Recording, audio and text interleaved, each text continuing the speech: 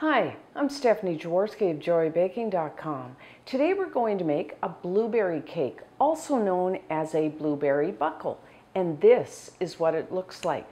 This is a rustic looking cake. It has 3 layers. On the bottom, we have a soft and fluffy butter cake. Then we have a layer of fresh blueberries. And then on top, we have this wonderfully streusel that's cinnamon flavored. Really wonderful combination. So the first thing that you will need to do is to preheat your oven to 350 degrees Fahrenheit, which is 180 degrees Celsius. And then you will need an 8-inch square pan, that's 20 centimeters. You can just spray the inside of your pan with one of those nonstick sprays, but I'm going to butter mine. So what I do is just melt like a little bit of butter, and then with the pastry brush, I'm just going to brush the bottom and the sides. Now, my pan is non-stick, so I'm not going to bother today, but if you just have a regular pan, what you could do is line the bottom. Once you butter it, you could line the bottom with some parchment paper just to make sure your cake doesn't stick. Okay, and that looks good. Okay, so we'll start with the top layer, the streusel.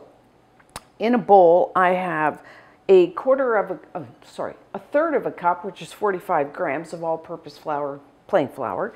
To that, I'm adding a third of a cup, 65 grams of granulated white sugar.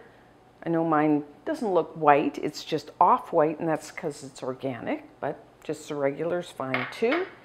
And then I love my streusel flavored with cinnamon, so I'm adding a half a teaspoon of ground cinnamon.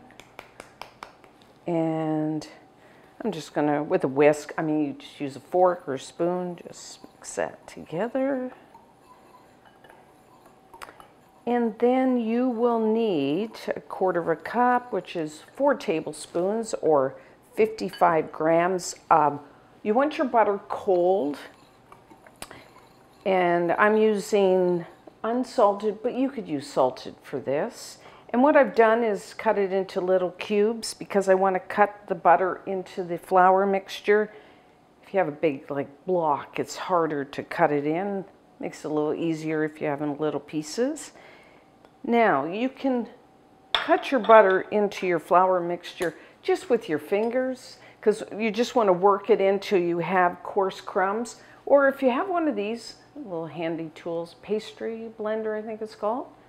That's what I usually use, and just cut through. But like I said, your fingertips do just as good. So what you want to do is just cut it in until you end up with coarse crumbs. Just take a few minutes.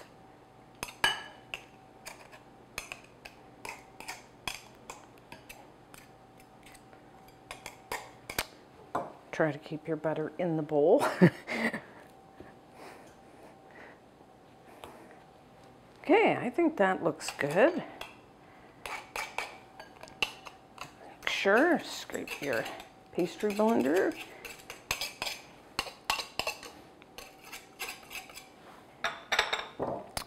So this is what we have, just coarse crumbs. So once you've done that, we'll just put that aside. And then for the second layer, the middle layer, we will need 2 cups, which is 300 grams of fresh blueberries.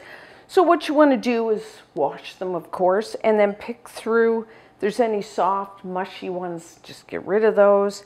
And if your blueberries, I don't see, but if your blueberries have some stems attached, get rid of those. Don't want to eat those. So could you use frozen blueberries? Yes, you could. I wouldn't defrost them. I would just, once we put the cake layer in, I would just sprinkle over the frozen blueberries and then the topping. The only difference will be that it may take a few minutes longer because the blueberries are frozen as opposed to fresh. So that's the only difference. So yes, you can use frozen blueberries. So that's 2 layers. We just have the cake layer left. So I'm just going to clean up, set up, and I'll be right back. So now for our cake batter. If you have a stand mixer like I have, use your paddle attachment. You could use a hand mixer or really just a large bowl with a wooden spoon. The first thing you will need is 1/4 cup, 4 tablespoons, 55 grams of butter. Have your butter at room temperature. Again, you know, salted. I'm using unsalted, but you could use salted. If you use salted, I would just leave out the salt that's called for in the recipe. And you will need 1/2 cup, 100 grams of granulated white sugar, and just 1/2 teaspoon, 2 grams of pure vanilla extract. If you don't want the vanilla flavor, you could just leave that out, or you could maybe add a little pure almond extract. I think that'd be really good too. So now what I'm going to do is beat this medium, high speed until everything's mixed together and we get some air in there to make so the cake will be nice and light and fluffy. So a couple minutes.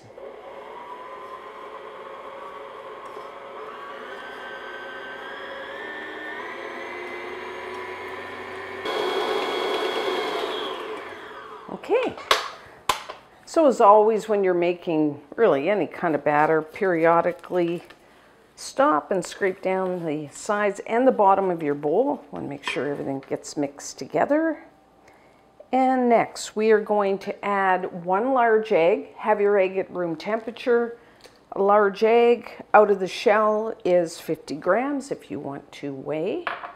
And I'm just going to beat that in.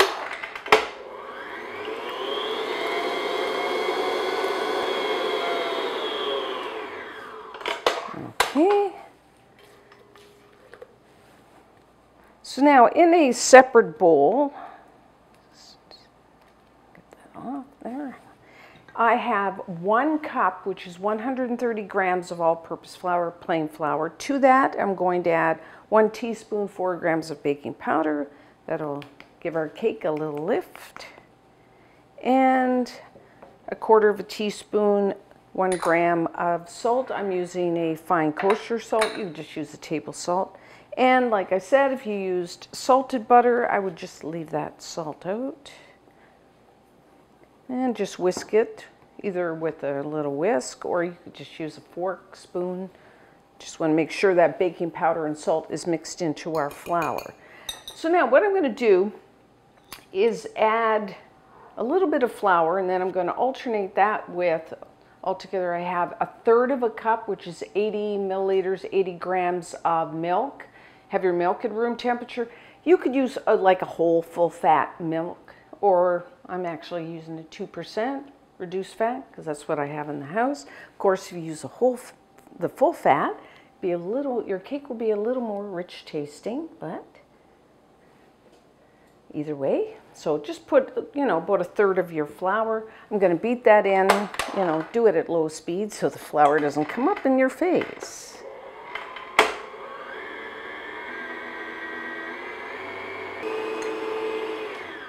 And then I'm going to add just about 1/2 of the milk, just eyeball it, and beat that in.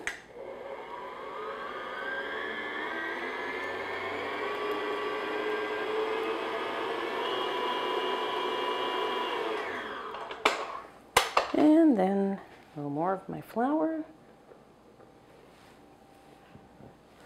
Beat that in.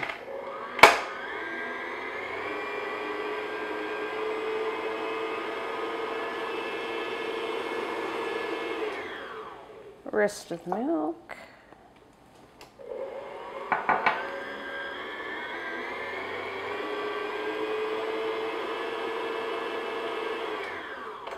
Okay, now I'm gonna, a lot of flour on the sides. I'm just gonna make sure, scrape down.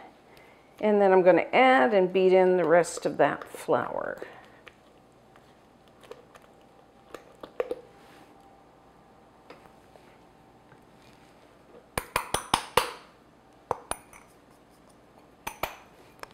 Okay.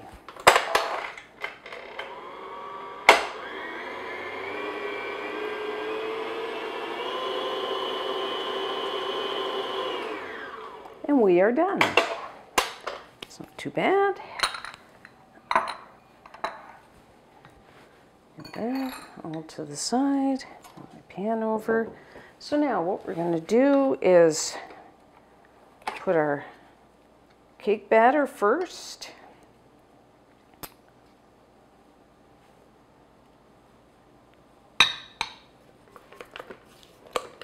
Let's give it a good stir there.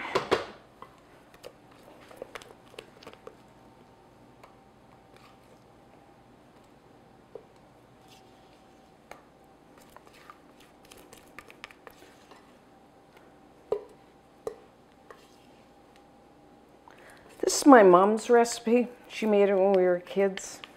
I didn't change her recipe at all. I'm still to this day using her recipe. I just love it. And buckles typically are a more, excuse me, rustic looking cake. So I used a square pan. That's what she always did. Could you use a round? Yes. You could use a 9-inch, 23 centimeter round cake pan if you want to make it. I don't know, if you use a square, it seems more casual, and if you use a round, it's a little more formal. I don't know.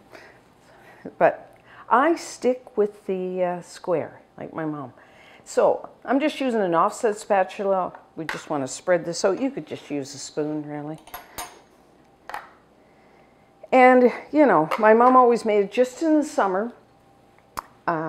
Typically, we would go and pick blueberries when I was a kid.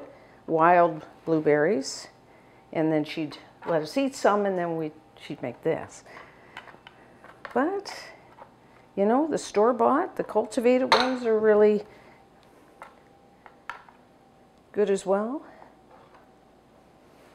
I did go pick cultivated this year for the first time, and you know, when I was a kid, we always did the wild ones. I will say that picking cultivated blueberries is much easier than the little small ones we used to pick as a kid, and they're little bush, like small, short bushes down the hands and knees, and take forever to pick some because they were so small. Whereas I went for the cultivated ones, and the bush is tall, I just stand up, and they're nice and big, so it took no time at all.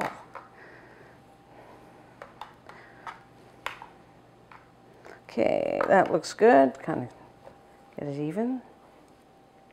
Could you use other berries? Yeah, you know, I mean, I only ever make it with blueberries, but you know, raspberries, blackberries, I think it'd be good. I think you could even, you know, in the fall, slice some apples and do that. It's just a good basic recipe for well, you could almost call this a coffee cake. So now, once you have that, then take all your blueberries. And if you were using another berry, you know, the same thing, or even apples, you want to just have an even layer of fruit over your cake.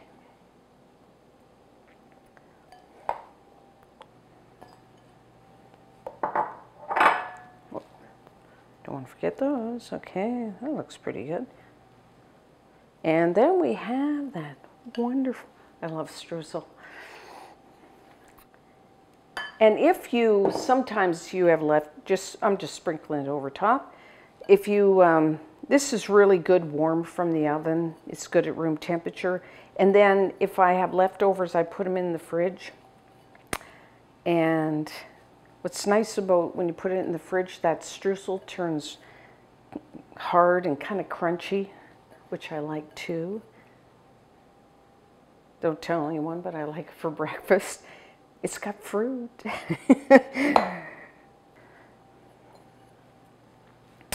Okay, just gonna pat that down. Looks good. So now, I'm gonna say 40 to 45 minutes because, you know, everybody's oven is a little different. May take a little less, may take a little more, but, you know, somewhere around the 40-minute. It will rise. Your streusel's gonna turn a beautiful golden brown. And if you put a toothpick into the center, into the cake, it'll come out clean. It's kind of hard to tell sometimes because you get the blueberries and the streusel. So another good way to tell your cake is done is, well, it's just going to start separating from the edges of the pan. That's how you can also tell how your cake is done. I do like to rotate my pan front to back about halfway through to get a nice even bake. So I'm going to say about 40, 45 minutes.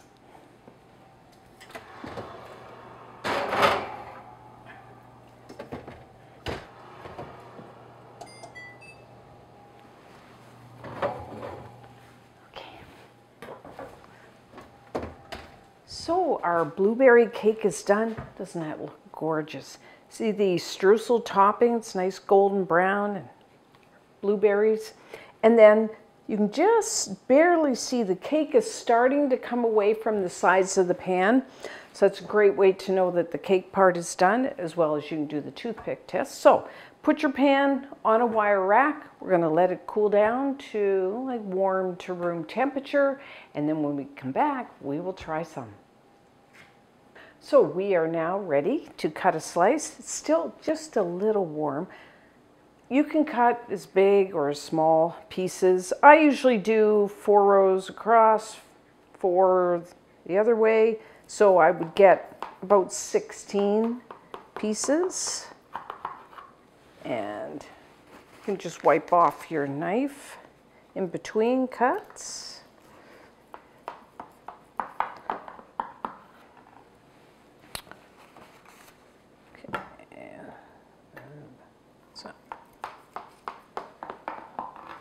Okay, and I'm just using a spatula here to get the slice out. Hopefully I've cut all the way through. There we go. Okay. Oh, I'll turn it so you can see. You've got the cake, and then the blueberries, and then the streusel. Carrie's here, wants some. Okay.